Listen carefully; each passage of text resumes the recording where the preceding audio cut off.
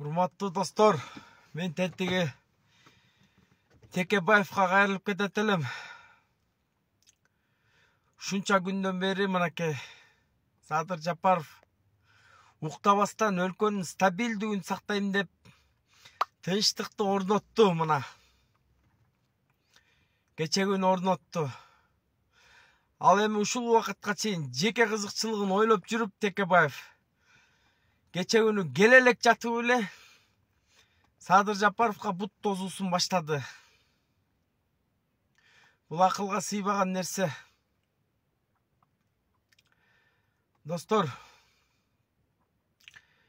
көңүл бургула. Ушунча күн мынакей алышты мекенчилдер. Ата мекенге 5-6 октябрда барып айткам.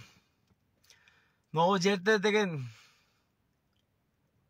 митинг болуп атат. Чыккыла, тети советский жагы аябай кыйын болуп атат. Бүт жатып алган. Эртеси күнү барып Момбековго айтсам, мен ата мекенчил эмесмин, тети жарадар балдарга көңүл буралы десем, мен ата мекенчил эмесмин деп койгон. Бүгүн мына соттон акталып Текебаев чыгып атат.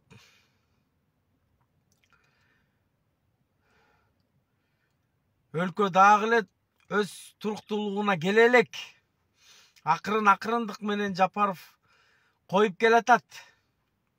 Кайрага көмөк көрсөтүп, жардам бергендин ордуна 2 выборду бир өткөрөбүз деп көрө албастык кылып, ата мекенчилдер мына кайра чыгып баштады. Силерге мародерство жетишпейби ата мекенге? Мен таң калам да. Көчүүңөрдүн баары бок. Анан туруп бир сому жок, таптаза мекенди ордуна коюп келаткан Садыр Жапаровго не бут тосууларды кылып атасыңар? Ата мекенчилдер. Же ушул убакка чейин бир кыйратып койдуңар беле? Же бир Садыр жөнүндө бир ооз ачып койдуңар беле ушул убакытта? Койташ событиясында акталып чыгып алдыңар. Барып айтсам, Садыр Жапаров жөнүндө бир ооз ачып койдуңарбы? Кудайдын кудурети менен мынакей элдин каалоосу менен чыгып келди. Эми иш берели да, иштесин да.